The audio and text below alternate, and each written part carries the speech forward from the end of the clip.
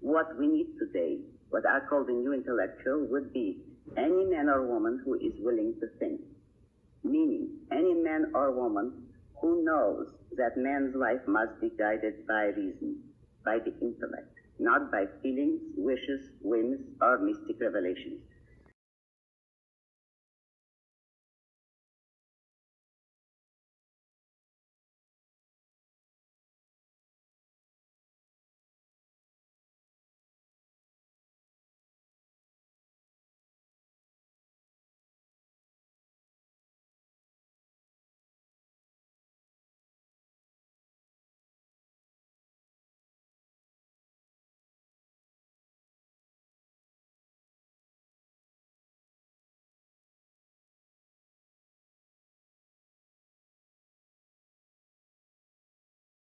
Ayn Rand is, oh, she's all about, she's for teenagers.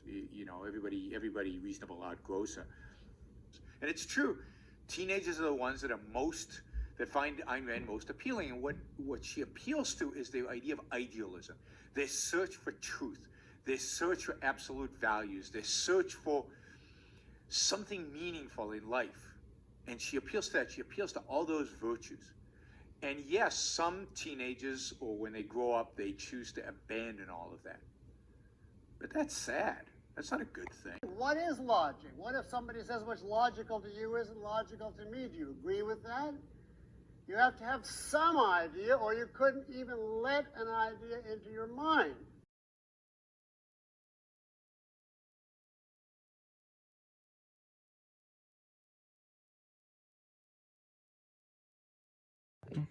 Hi, I'm Louise. I'm the owner of Braveheart Books in Stephentown, New York.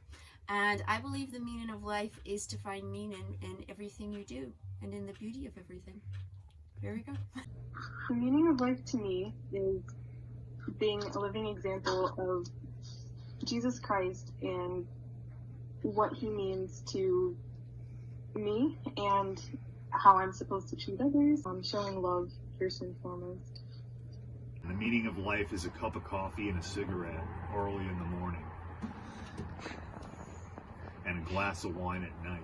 Yeah, I mean, life is tough, but it's absolutely, when it comes down to it, it's just pretty damn wonderful. How does objectivism relate to me, the individual? What does it do for me? Are you a human being? Mm-hmm. Well, then it relates to you. It tells you how to lead your life and how to achieve things, how to be happy.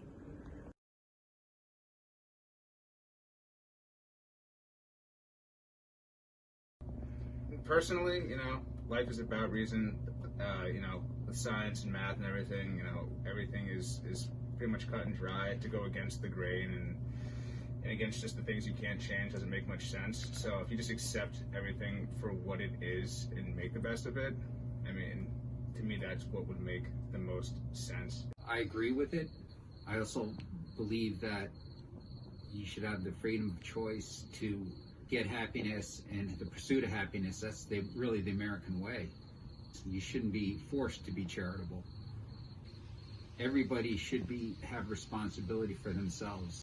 Objectivism, I am not going to say one way or the other, because I have come to a place where I just more or less reject it all. I want to find my truest nature, or whatever that is, and I can't find it through objectivism. I personally believe that reason should guide man's decisions regarding personal life, financial, and emotional, because without reason as our primary motivating factors, we will make decisions that are based on emotional whims that may not serve us in the end. Without the proper emotional fortitude and foresight and self-control to suit to the individual and those around. What is self-sacrifice? You say that you do not like the altruism by which we live. You like a certain kind of Ayn Randist selfishness. I would say that I don't like is too weak a word. I consider it evil. And self-sacrifice is the precept that man needs to serve others in order to justify his existence, that his moral duty is to serve others. That is what most people believe today. When discussing whether or not altruism could be defined as evil, I find that evil is not the correct word choice. So is altruism evil?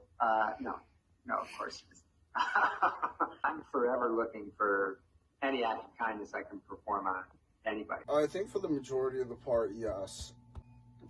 I think it sends a message to the person who's doing wrong to convert over to a more caring side of life and a more loving side of life.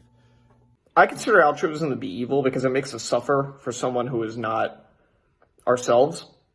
And this being said, I don't think there's anything wrong with helping others. In fact, there is nothing wrong with it. And if I attempt to help somebody who truly needs my help, I like doing it, and it's in my own favor. So helping others is inevitably a good thing. Always. However, I do consider altruism to be evil because it doesn't allow you the discernibility to acknowledge who needs help and who doesn't, and it ultimately just puts blind people ahead of you who are theoretically your enemies because you don't even have the discernment to know if they're on your side or not. Do you reply when someone says to you, you hate the poor and disadvantaged, don't you? Nobody has ever come close enough to me to say such a thing. Yes, I'm voting for Trump. That's it. Okay. But I think most people here agree. I'm not arguing. I heard somebody say no objectivism would vote for Trump, and I'm still steaming over that. So I'm trying to publicize the fact that whoever said that is crazy. She would hate it. And she would say, yes, I'm for making America great again. It would be great if Donald Trump had a clue what America was. Because to make something great, you have to know what it is first. America is about individual rights. America is about freedom. America is the only moral country in history because it's founded on the principle of individual rights. This is a president who doesn't know what individual rights are. This is a president who has no conception of the Constitution, never mentions the Constitution because he doesn't really care. He just wants to do what he wants to do. He really doesn't care? I am convinced he cares. Have you met him? No. I'm convinced he cares zero about the Constitution. How do you know?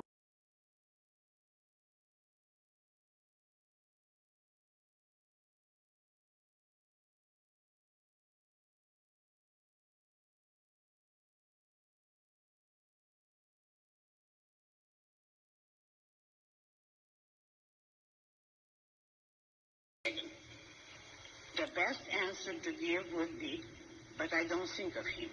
And the more I see, the less I think.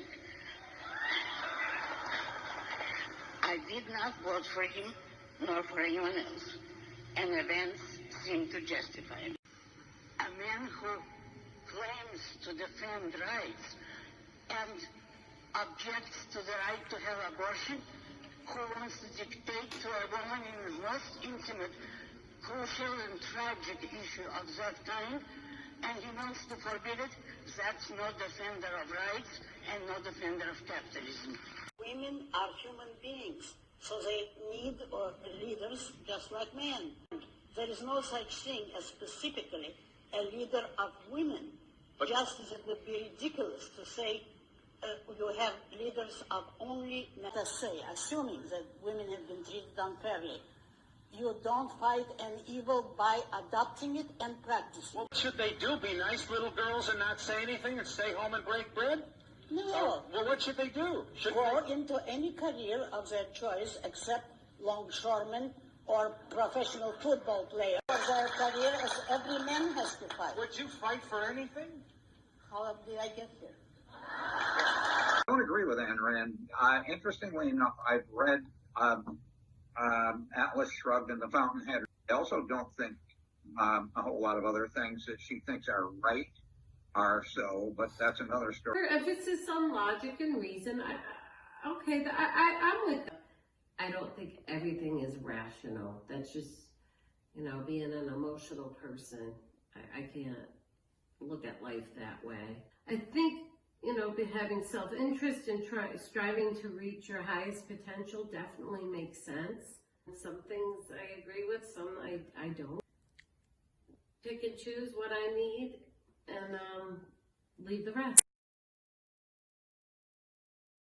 Must recognize within himself his own potential, his own liabilities, and deal with them accordingly.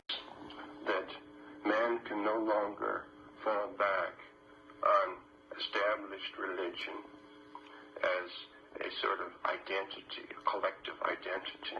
Atlas Shrugged by Ayn Rand. Now let me encourage any of you who have not read Atlas Shrugged to go tomorrow, buy Atlas Shrugged and read it. Because we are living in the days of Ayn Rand. Knowledge, so that we can distinguish it between, say, knowledge and a hunch and an opinion and a belief or something like that. Generally, philosophers, although there is a great deal of dispute amongst them as to what philosophy is, they tend to address themselves to very basic questions, questions that arise before one enters the special sciences, metaphysical questions.